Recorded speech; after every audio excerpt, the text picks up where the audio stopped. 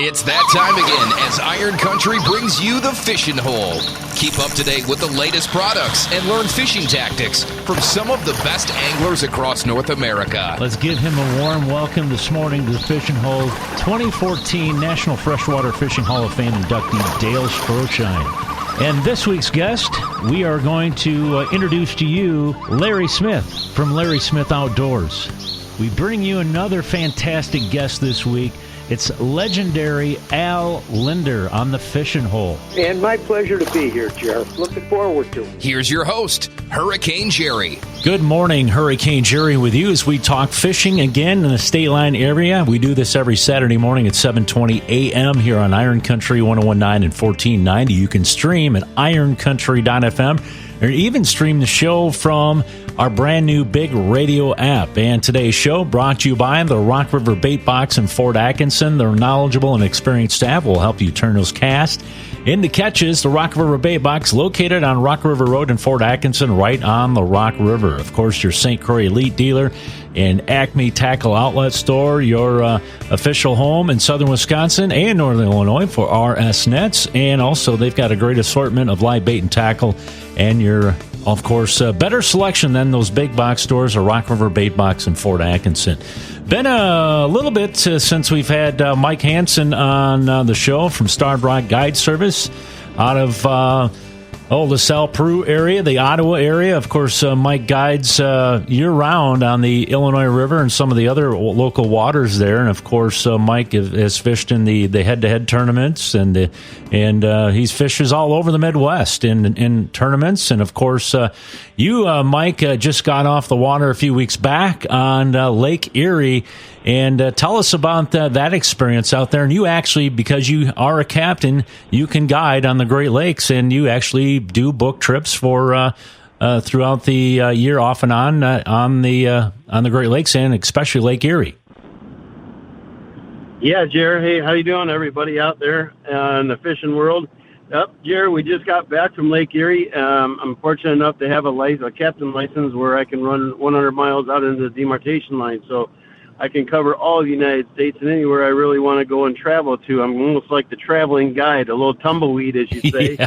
Yeah. Some of the cool things I get to do is travel the country and take people with me. And if they want to go and try a different body of water, I can absolutely do that. So we string a bunch of trips together. Say if we're going to go to Green Bay, I string about a 10-day trip together. And guys, I try to keep them to a minimum of 2 days out there, because obviously on some of the bigger Great Lakes bodies of water, we like to have them go for 2 days, because that water picks up pretty fast and quick, and it could blow us off the water. So at least they have, the opportunity to fish a second day with me instead of just driving up for a day and having a terrible day. Because Mother Nature, to be honest with you, Jerry, and you know as well as I do, that it picks up quick, and it could get gnarly in a hurry. So I always like to have everybody at least book a minimum of 2 days when we go and do either Green Bay or Lake Erie. I've been concentrating more on Lake Erie than really pretty much Green Bay, but we do like the spring out in Erie. Just for instance, I do a spring trip and a fall trip for trophy trips out on Lake Erie, and then in the midsummer,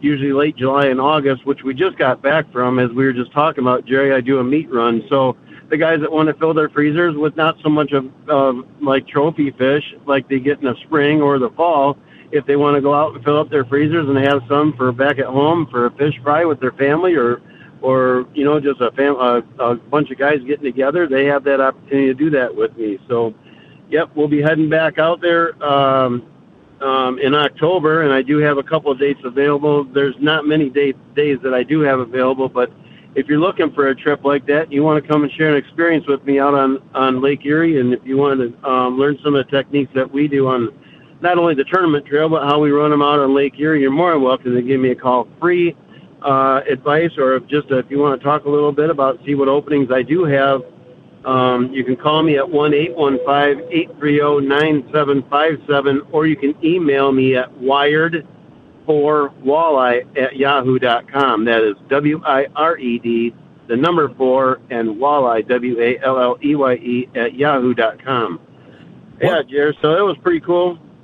Yeah. Good times out there in Lake Erie. Sounds like it. We got it. And what were some of the... Oh, yeah, go ahead. Go ahead, Mike. Yeah, every trip that we took out there, that in July and August, we were getting our limits within. I think our fastest limit came within 48 minutes, and our longest limit it was roughly around 2 hours, and that was because we had a little bit of rough seas, out there. But the guys wanted to tough it out, and they knew what was out there, and they were really eager to get after it. We had a couple guys over the side of the boat as well, and that's gonna happen. I tell everybody get the Dramamine out and don't eat a big breakfast in the morning. Yeah. Well, some of the that will happen. Things that and they toughed it out. They knew it. They were in for it, and they went for it, and they toughed it out. We all got our limits, and then you got an option to do a combination with me if we decide that we get our walleyes early in the morning and stuff like that, we play a little bit of catch and release. And then if you wanted to do a perch trip in the afternoon, we always got that opportunity to do that as well. Feel free to ask me anything that you want. If you want to do a combo trip or if you just want to go for walleyes or strictly perch, I can do it all. We can accommodate for everything that you need. I have a six-pack license, so I can take up to 6 people on my vessel. But typically we like to keep it around 4 to be comfortable and roomy for everybody. 6 is just for the boat that I run. I do run a 621 Ranger, so it's a brand new boat, and we have plenty of room. That's not the issue. You just want to be comfortable and be able to move around and just be able to fish, how you want to fish. And I think that's most important. Instead of putting a bunch of people on there, let's just keep it to about 4. So. Other than that, yeah, we can do all that kind of stuff. So if you're interested, give me a shout. Yeah, that's awesome. And Micah, that would be awesome, a combo trip, to kind of, if you do get your limit of walleyes or whatever, and then go chase some perch, that would be a lot of fun. And what were actually some of the tactics you were using a little bit briefly on those walleyes out on Erie? Okay, well, I'm going to tell you something right now. We went out, we thought outside the box a little bit. So I wasn't going to really bring this up. We've been holding out on this a little while now, and I know that it's not no secret for anybody that trolls out on Erie to be trolling spoons. Okay, so a lot of people troll spoons, especially in the summertime for Lake Erie walleyes. And they use the light wafer spoons. I'm not going to name any names of spoons because right. That's just I'm not going to do that. But there's some spoons that people use. But we actually took some of our jigging spoons that we typically jig with, and cast and jig off of wing dams back here on the Ono River and Mississippi River as well. They're called Bink spoons. Mm-hmm. They're weighted. They're a weighted spoon actually. So when I thought about this, about a little over a year ago, how would these affect how would these baits be effective out on Lake Erie? So I thought this year would be a great year to introduce these spoons to Lake Erie. So what we did is we brought these spoons out there in the summer bite because, one, they're a heavier spoon than the other spoons are traditionally out there in Lake Erie. So what we did is we trolled at very fast speeds. Very fast speeds, meaning upwards of that 2.7 to 3.5 miles an hour. We were actually hitting 3.8 mile an hour at one point, and we were hitting steelhead, believe it or not, on the spoons that we were doing. We were using 3/4 ounce. We were going back and forth between 3/4 and 1 ounce spoons. Now these are longer, slender spoons, and they are weighted obviously on these spoons, so we don't have to use the traditional real heavy weights to get them down, whether it be snap weights or dipsies. We can use them, and I was using dipsies with these spoons. But the action that you're getting on them is a more side-to-side, real side shimmy. And what it does, because it's a longer, slender bait, we have a various amounts of different color combinations from Binks that you can use through their color selection. If you go on their webpage, you can check them out. And there were some really nice ones that we like to use, especially when it's sunny. Blue and chrome is always one of my hottest colors out there. And then they have a couple of pink lemonades that we were using, new style baits.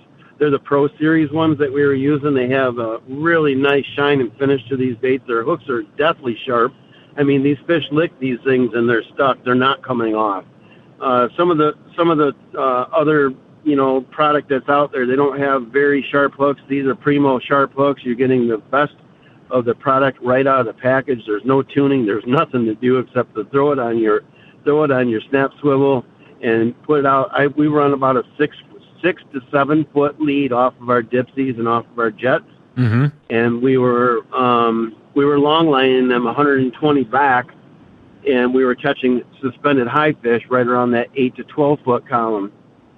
So being said, when I told you we were using 3/4 and 1 ounce spoons, the reason why we kept switching out is because in the morning, these fish were feeding up high on small bait fish. And we knew that because when we were bringing them in, they would spit up small minnows, small little shiners that were real silver and almost like a tint of purple on the top side of them. So we'd switch and we'd match the hatch of our spoons over to them. And we would throw on the smaller ones that were about the same size as these small minnows that they were regurgitating when they hit the deck of the boat. So using them kind of techniques and doing something a little different than everybody else absolutely put a lot of fish on our boat on this trip.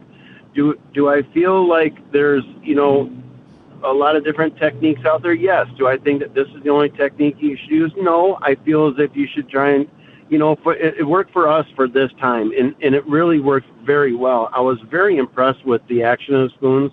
Nothing that I had to, if I had to rate it, 0 to 10, 10 being the best, I'd have to definitely say, upwards of that 9 and 9.5 mark. Some of the reason why I didn't hit the 10 mark because I didn't have the colors that I really wanted with me, and that's my own fault because I left the box in the truck. That's Mike. That is that's amazing technique. Like you're saying, you're thinking outside the box. That is that's kind of a great new way to catch walleyes. It is. It's something different, and we show you guys that when we fished also on the PWS series. If you guys are not familiar with the head-to-head pro walleye series, it's a live walleye format tournament that we go for 5 hours, and you get to watch us in real time. So you get to see how we adapt to tough bites, easy bites, different conditions. So you get to see us, like I said, the camera guys have us on all different guys. So you get to see how we act, how we think. You'll know exactly how we caught our fish, what baits we caught our fish on, how we caught our bait, or how we caught our fish on that bait.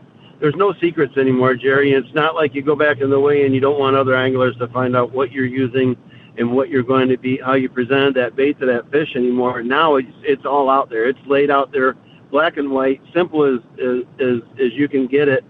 And we want you guys to understand that you can call any of us at any time or text any of us at any time.